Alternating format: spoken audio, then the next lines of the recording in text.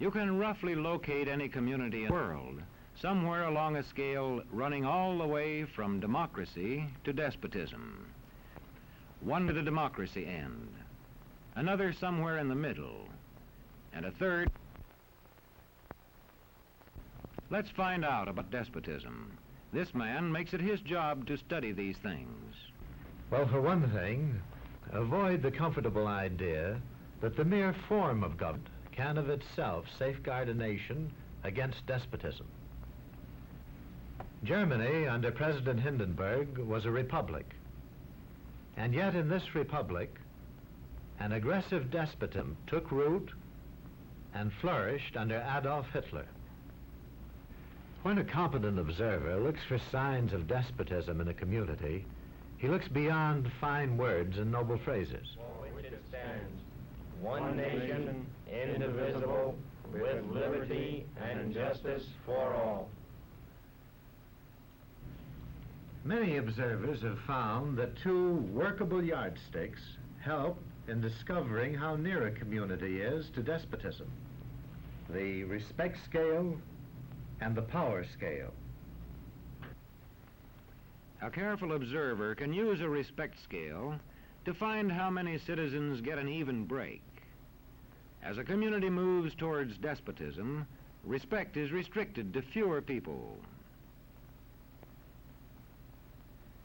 A community is low on a respect scale if common courtesy is withheld from large groups of people on account of their political attitudes. If people are rude to others because they think their wealth and position gives them that right, or because they don't like a man's race or his religion.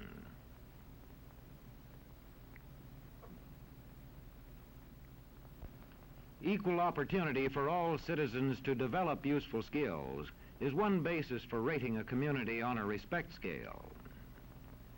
The opportunity to develop useful skills is important, but not enough.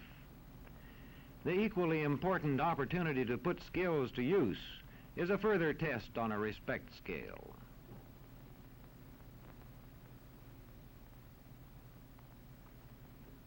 A power scale is another important yardstick of despotism. It gauges the citizens' share in making the community's decisions. Communities which concentrate decision-making in a few hands rate low on a power scale and are moving towards despotism. Like France under the Bourbon kings, one of whom said, "The state, I am the state."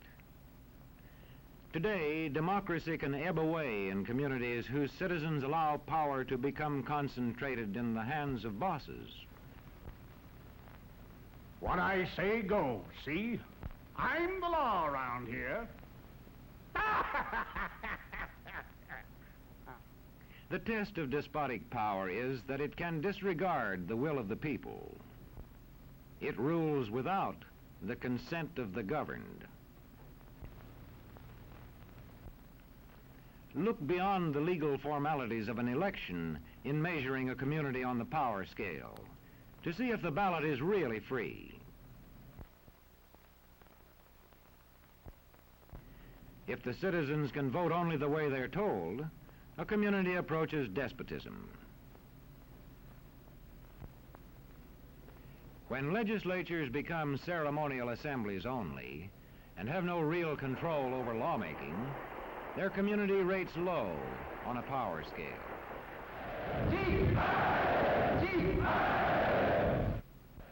In a downright despotism, opposition is dangerous, whether the despotism is official or whether it is unofficial.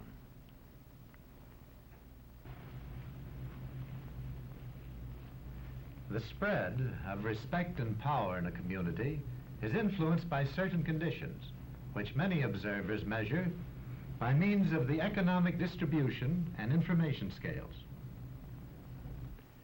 If a community's economic distribution becomes slanted, its middle-income groups grow smaller, and despotism stands a better chance to gain a foothold.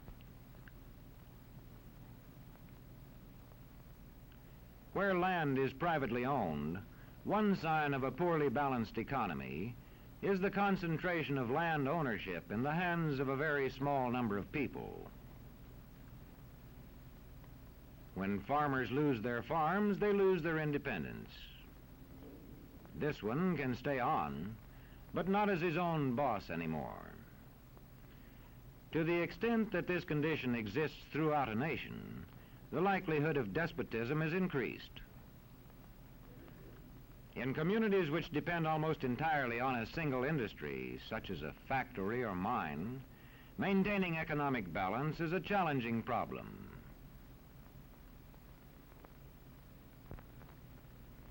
If this condition exists over the nation as a whole, so that the control of jobs and business opportunities is in a few hands, despotism stands a good chance.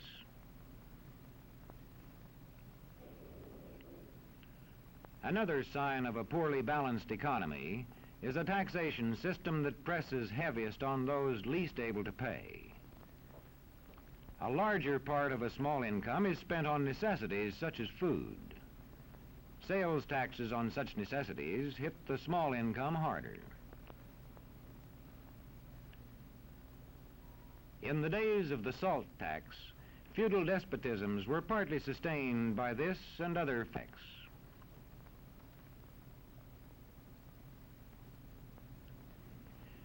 A community rates low on an information scale when the press, radio, and other channels of communication are controlled by only a few people, and when citizens have to accept what they are told. In communities of this kind, despotism stands a good chance. See how a community trains its teachers. Bear this in mind. Young people cannot be trusted to form their own opinions. This business about open-mindedness is nonsense. It's a waste of time trying to teach students to think for themselves. It's our job to tell them. And when teachers put such training into practice, despotism stands a good chance. These children are being taught to accept uncritically whatever they're told. Questions are not encouraged. How can you ask such a question? Have you got a textbook? Yes, ma'am. Does it say here that our law courts are always just? Yes, ma'am. Then how dare you question the fact? Sit down. And so we aren't surprised when... But it must be true. I saw it in this book right here.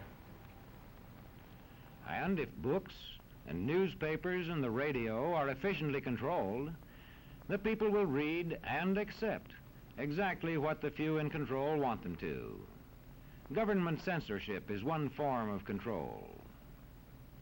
A newspaper which breaks a government censorship rule can be suspended. It is also possible for newspapers and other forms of communication to be controlled by private interests. I thought I told you to kill that story. It'll cost us a lot of advertising. If that story goes out, I quit. All right.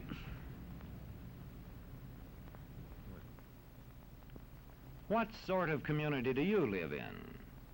Where would you place it on a democracy-despotism scale? To find out, you can rate it on a respect scale and a power scale. And to find out what way it is likely to go in the future, you can rate it on economic distribution and information scales. The lower your community rates on economic distribution and information scales, the lower it is likely to rate on respect and power scales, and thus to approach despotism.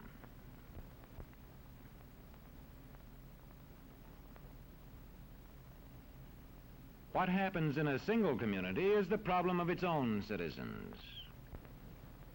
But it is also the problem of us all, because as communities go, so goes the nation.